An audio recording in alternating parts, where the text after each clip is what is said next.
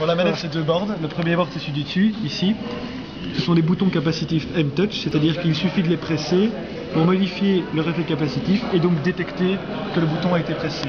Il y a 8 boutons, menu, Prev, Go et Next, et une petite jauge composée de 4 éléments discrets.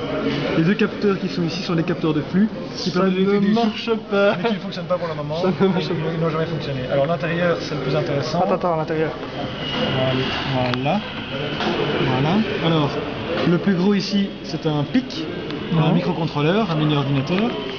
Alors, toute cette partie-ci, c'est la partie d'alimentation, soit via une alimentation externe, soit via deux piles. Ici, un petit connecteur RJ11 pour pouvoir programmer le PIC qu'on voit là. La partie rouge ici, c'est une antenne qui permet de communiquer en sans fil avec la carte mère. Les trois petits points blancs, ce sont les diodes LED comme celles qui clignotent pour le moment pour dire que le système est actif. Ouais. Le petit boîtier noir à côté, c'est un accéléromètre 3 axes digital. Et le petit fil bleu là? Et le petit fil bleu, c'est une erreur du board qui a été fait au début. Pour rire. Qui a été corrigée, puis après ça, on l'a repris dans une version, blablabla. Bon, et c'est sans fil alors?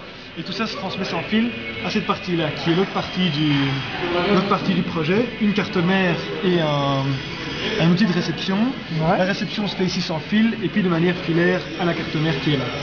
Alors la partie la plus intéressante, je suis le fil. Voilà. Okay, voilà. La partie la plus intéressante du projet, c'est cette partie-ci. C'est un FPGA pour Field Programmable Gate Array.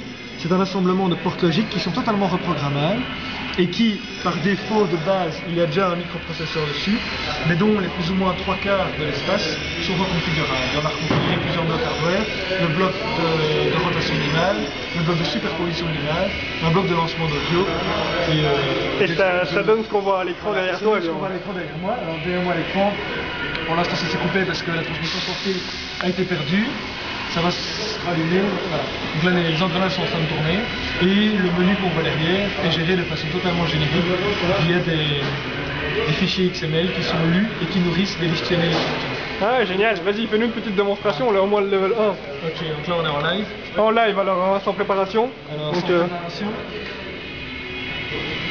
Voilà, j'ai sur l'autre. Je lance le jeu, le son se lance, mais on n'entend pas très bien mon appui au micro. Alors attends, je regarde les...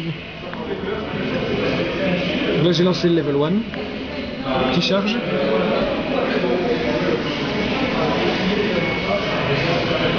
Alors le boîtier a vibré juste au passage. Alors le but ici c'est que la bille est à un point A, ouais. Elle doit aller à un point B et le chemin pour y arriver est obstrué par une herse pour le moment. Ah, le but c'est de tourner la herse, de tourner l'engrenage pour faire monter la herse et puis après ça pousser la bille pour la lancer.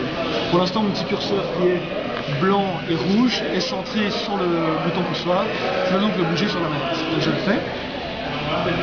Ici on voit donc que je suis branché sur l'engrenage, je fais monter la herse.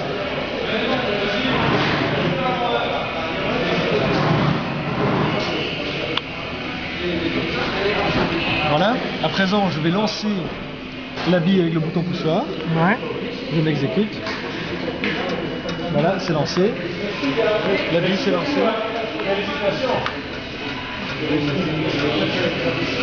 Et là on va bientôt gagner, attention. Et c'est gagné. Et c'est gagné. C'est gagné. C'est génial, félicitations. Merci beaucoup.